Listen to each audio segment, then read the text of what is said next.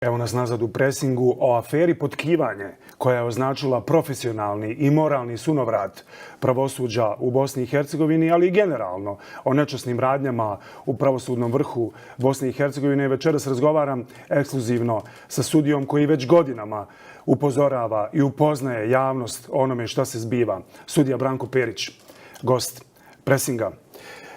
Imate li vi osjećaj da se i u ovoj najnovijoj aferi zapravo čeka da splasne interes javnosti i medija, pa da sve bude po starom? Pa naravno, to se uklapa u taj projekat zamagljivanja. Vidite da je predsjednik otišao na godišnji odmor, ne zna se ni dokad će trajati, ni šta će se dalje događati. Računava se da će godišnji odmor amortizovati to, pojaviti se neka druga priča, ili politička, ili pravosudna, i tako će to pasti u zaborav, kao i svi dosadašnji skandali. Ali evo, ministar Mektić kaže da to neće dopustiti, da će on izvoditi narod na proteste. Da, počeli smo priču o tom događanju naroda vezano za pravosuđe. Izgleda da stvari idu u tom pravcu. Rekao sam vam da sam večeras vidio snimke iz Praga. To je posljednji izlaz. Narod mora na nekakav način da odreaguje. Pravda je posljednja nada. Ljudi u Bosni i Hercegovini su ostali bez pravde. Oni ne vjeruju više u pravosudne institucije. Ovo je sistem bez nade. Dakle, ljudi moraju nešto da preduzmu. Oni sad mogu da izvode zaključke i razmišljaju šta ćemo mi koji nemamo pare za potkivanje. Kako ćemo mi doći do svojih prava i svoje pravde? Šta im ostaje kao rješenje? Ostaje im ulica. Ali evo, ljudi već godinama izlaze na ulice u slučajevima ubistva Davida Dragičevića, Dženana Memića.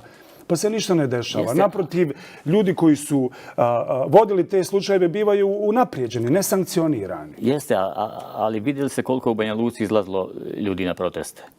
I stalno se taj broj smanjivao zbog represija koje država vrši prema njima. I dan danas. Sarajevo uopšte nije reagovalo na slučaj Memić. Bilo je nekih protesta koji su bili marginalni. Ali to ne znači da će narod da ćuti stalno. Ja mislim da će se sljedeći put pred sudom pojaviti 1000 ljudi. To će biti ozbiljan problem. Evo sad će vas vaše kolege optužiti da i vi pozivate ljude na... Oni mene odavno optužuju, ali sve što sam ja rekao, to se dogodilo. Sve. Kad sam govorio o Orwellu u tužilaštvu, to se dogodilo.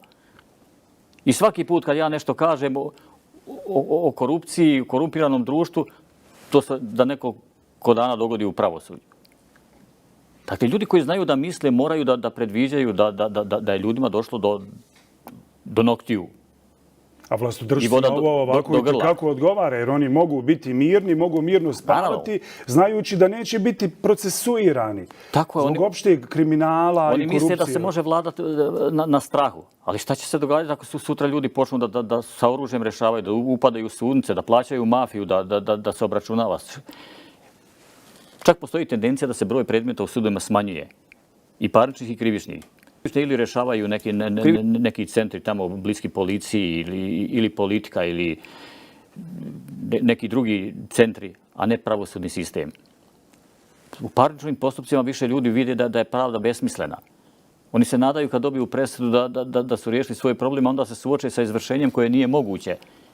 I vide da su samo potrošili novac i vrijeme, da pravde nema. Koliko su stranci odgovorni za ovo stanje? Evo kažemo domaćim političarima i tekako odgovara ovakav sistem, jer ne treba da brinu zbog svog kriminala i korupcije, neće ih niko strpati u zatvor. Koliko su stranci koji su ipak vodili ovaj proces reforme pravosuđa odgovorni za ovakav sistem? Koliko god su krivi i odgovorni, zaslužuju amnestiju, jer su nam omogućili najbolje standarde da budemo sistem koji će biti nezavisan i nepristrasan i objektivan i efikasan. Dali su nam i pare, izgradili smo sudove, uveli informatičku opremu, stvorili sve uslove da ljudi rade u pristojnim uslovima. Dakle, nije moglo niko da utiče na nas, sami smo to uništili.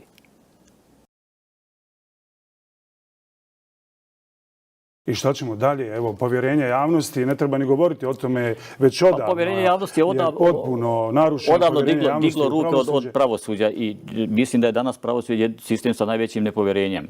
To je strašno. Ovo je globalna sramota za pravosuđe.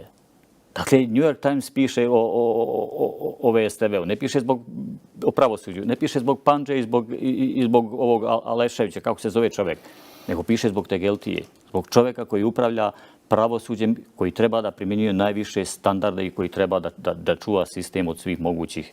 Je li rješenje u narodnom buntu, kako to tvrdi ministar sigurnosti Dragan Mektić, evo kazao je ovih dana da će se desiti još masovniji protesti građana i on kaže da je to jedini preostali način borbe protiv kriminalne hobotnice, kako kaže, koja kontroliše rad pravosuđa. Ne postoji drugi način osim da reakcija dođe iz društva. Samo je pitanje kako će se to odvijati i kad. Vidjeli ste u Rumuniji velike demonstracije protiv predsjednika vlade i ministra pravosuđa. Večeras gledamo u Pragu demonstriraju na njihovom trgu 100.000 građana i najavljuju proteste na kojima očekuju 300.000 ljudi. Nešto se mora događati.